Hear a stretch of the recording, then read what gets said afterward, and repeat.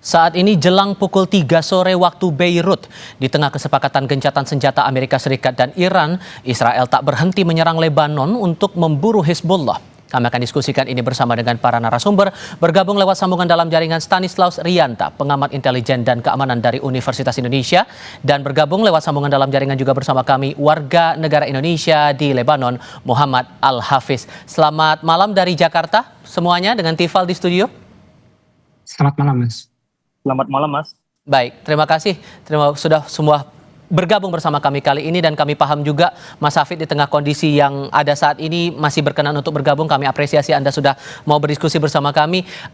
Beri gambaran kepada saya, Mas, keadaan di situ, jarak dari lancaran serangan Israel terakhir kali ke sana dengan titik Anda tinggal berkegiatan itu sejauh apa, dan sebagaimana kondisinya saat ini di sana? Iya, Mas. Terima kasih.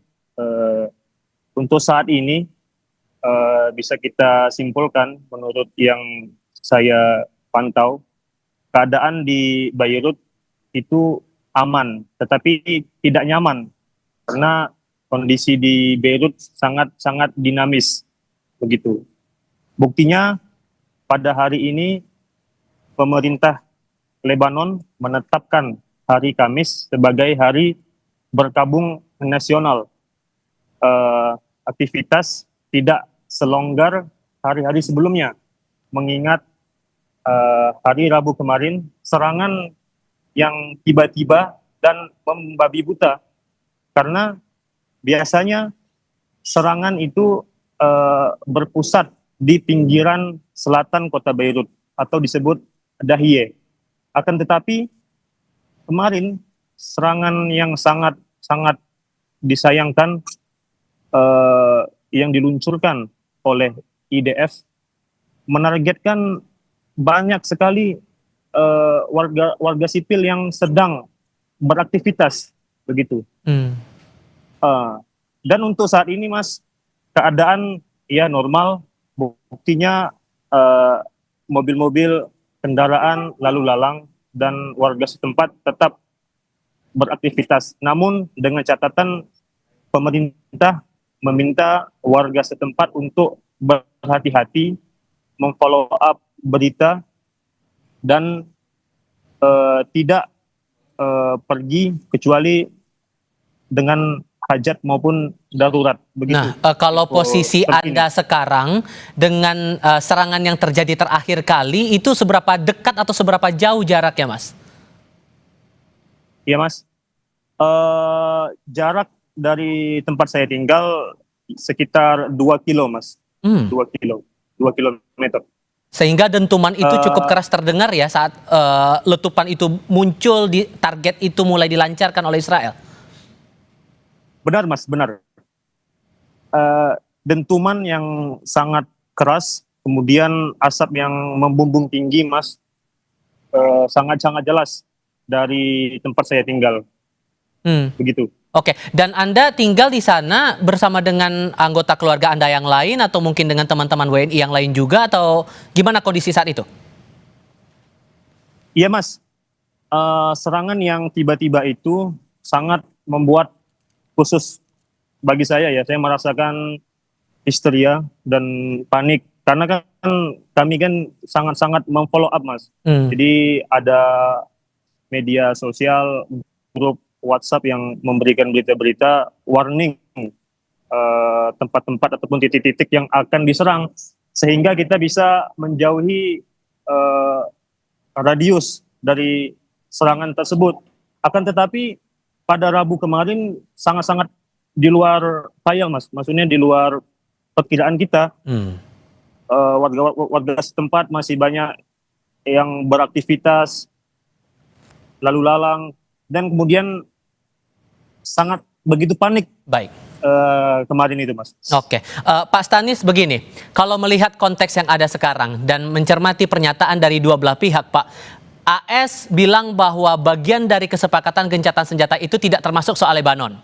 Sementara dari Iran bilang sudah termasuk dengan Lebanon. Bahkan ditegaskan oleh Abbas Araghchi, Menlu Iran, AS tidak bisa mendapatkan dua hal sekaligus, masalah gencatan senjata dan perang berkelanjutan melalui Israel. Anda membacanya, Pak Stanis, sekompleks apa perang yang ada sekarang ini di Lebanon terutama? Ya, di Timur Tengah memang situasinya kompleks, ketidakpastiannya tinggi. Dan ini kan saya lihat bahwa ini adalah sebuah kesepakatan yang belum sepakat. Jadi ada kesepakatan yang belum sepakat sehingga dilaksanakan parsial. Tetapi di dalam hal ini, di dalam situasi seperti ini, kita memang harus mengecam bahwa negara yang pertama kali melakukan serangan itu kita harus kecam. Yang kedua, negara yang melanggar kesepakatan dari perjanjian yang sudah disepakati itu juga harus kita kecam. Karena apapun yang terjadi, kita bukan pendukung Amerika, bukan pendukung Iran atau pendukung apa, kita pendukung perdamaian, kita pendukung kemanusiaan. Jadi itulah yang harusnya kita dukung untuk diwujudkan. Nah, saya sangat apresiasi ketika Lebanon mengatakan siap untuk melakukan perundingan dengan Israel. Itulah yang harusnya kita dukung untuk mewujudkan perdamaian itu. Nah, di dalam situasi seperti ini yang ketidakpastiannya tinggi, pasti itu yang harus kita tanyakan pertama kali adalah siapa yang diuntungkan.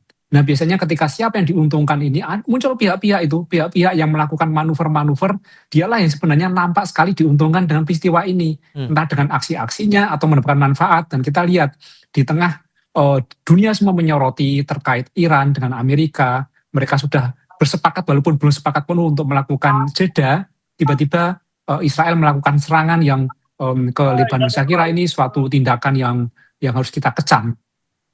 Tapi kalau kemudian melihat polanya seperti ini polanya Israel menyerang seperti konteks mereka menyerang Hamas di Gaza nggak, Pak Stanis?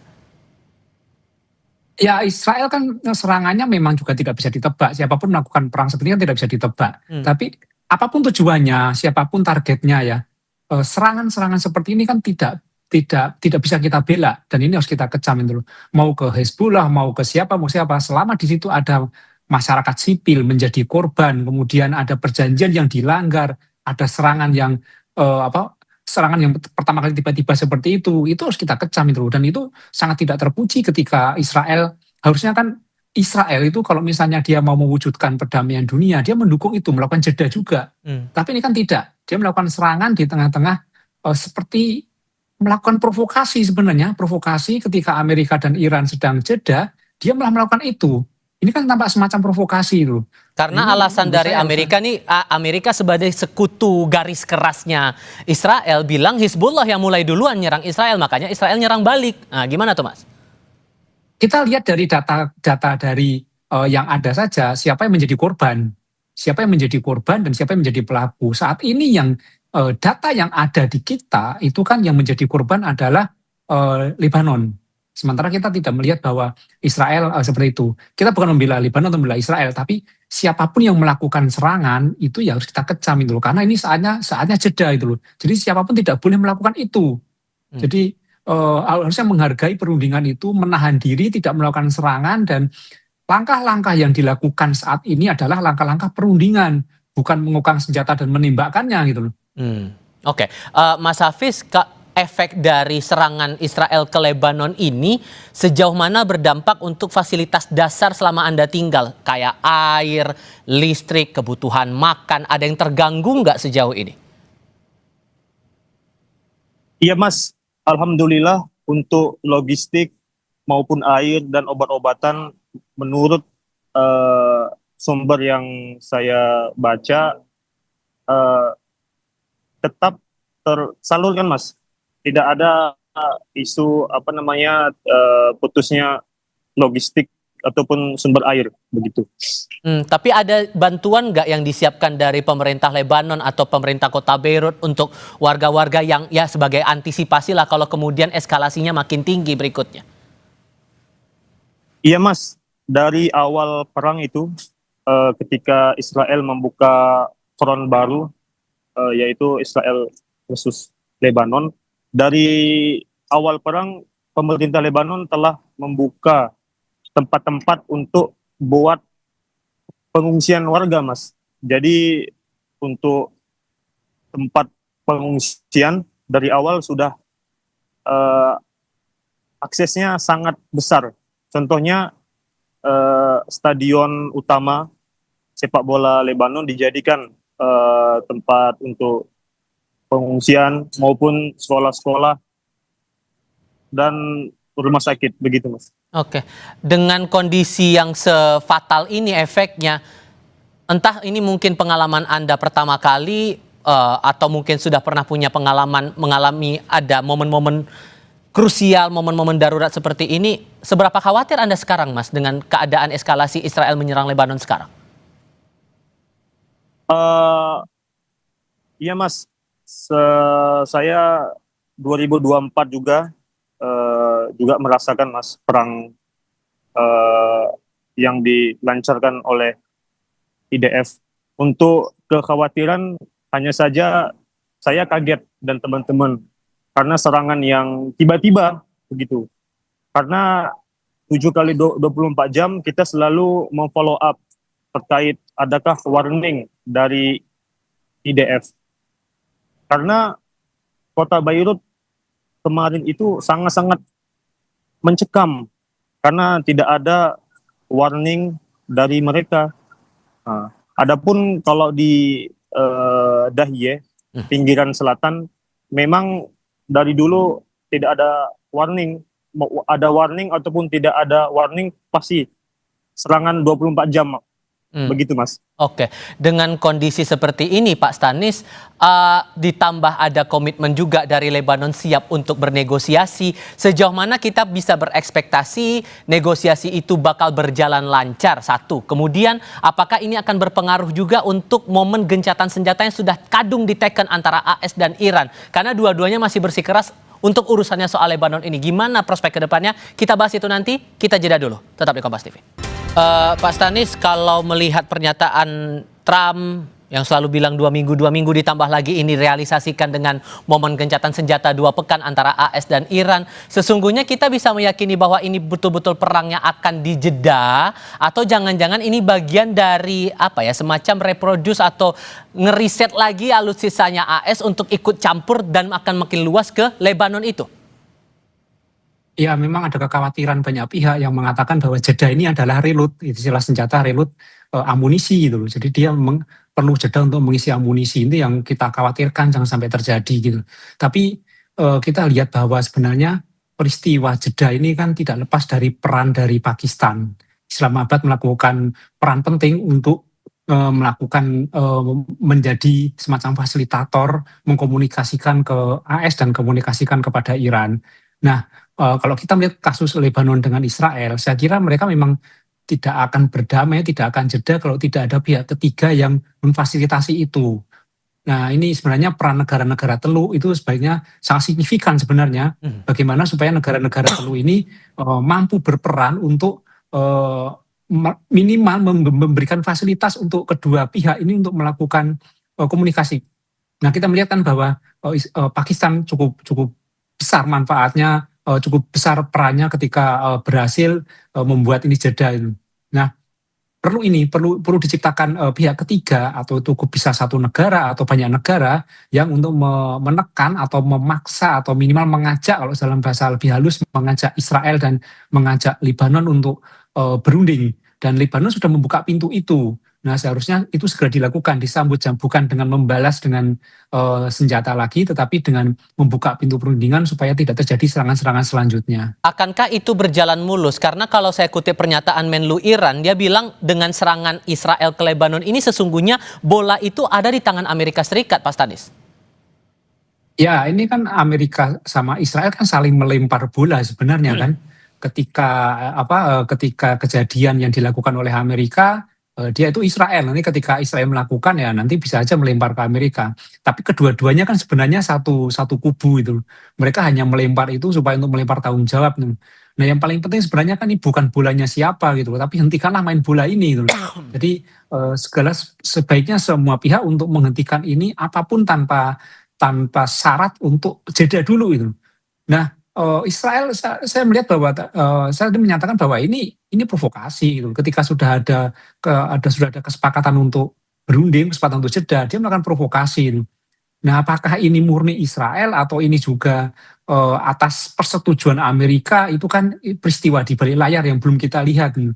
Jadi yang paling penting sebenarnya yang nampak saat ini adalah di Lebanon ada serangan dari Israel, dan itu sebenarnya tidak layak, tidak patut ketika ada kesepakatan jeda antara Iran dengan Amerika.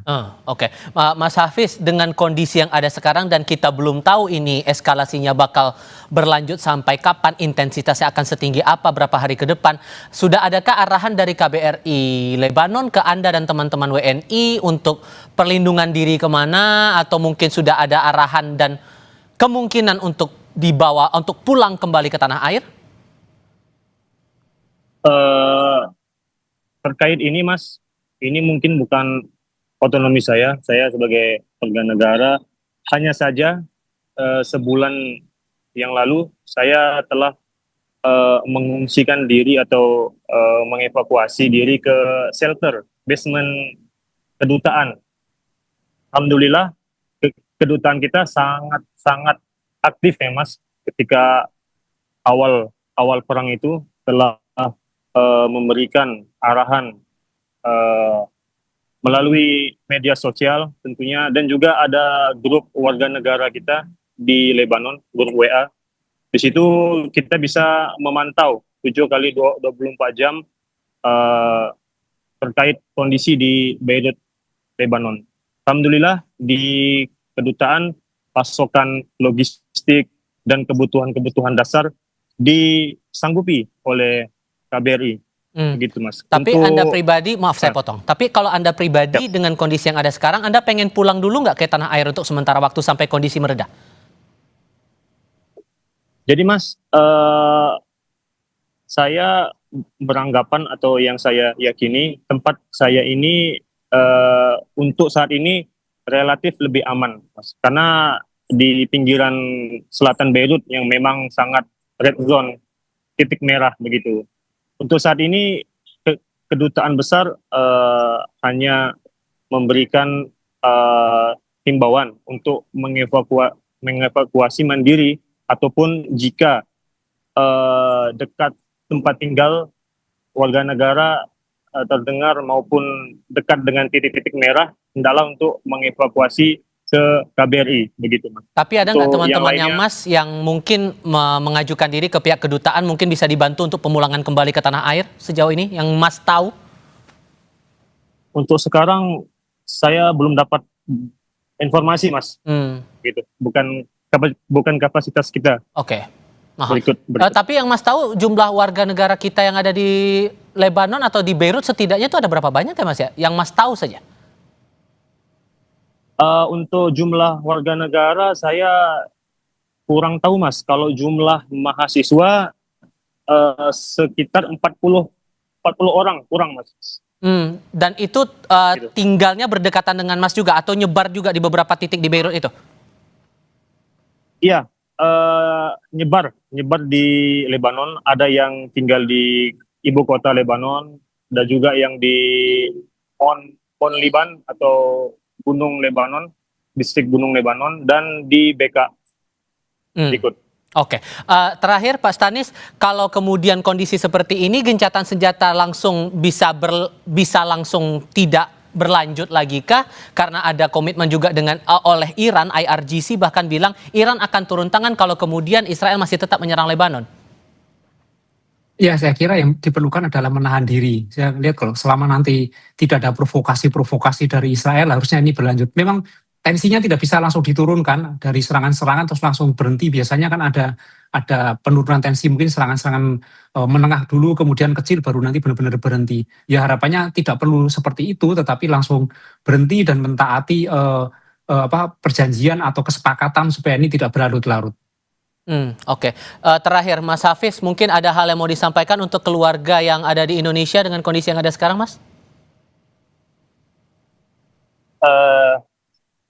Iya Mas, alhamdulillah sampai saat ini yang saya tahu warga kita tidak ada yang kena korban luka maupun yang lainnya. Alhamdulillah kita terus memantau informasi terupdate dari kedutaan. Alhamdulillah untuk saat ini saya merasakan aman, tetapi kondisi di Beirut sangat dinamis begitu, karena kita tidak bisa tahu Israel tidak menyepakati ceasefire. Padahal di dini hari kemarin sudah ada kesepakatan gencatan, akan tetapi mereka melanggar. Jadi untuk saat ini kami 7 kali 24 jam terus memantau informasi tentunya dari KBRI. Baik. Untuk famili di Indonesia, mohon doanya, insya Allah kami semua aman di sini.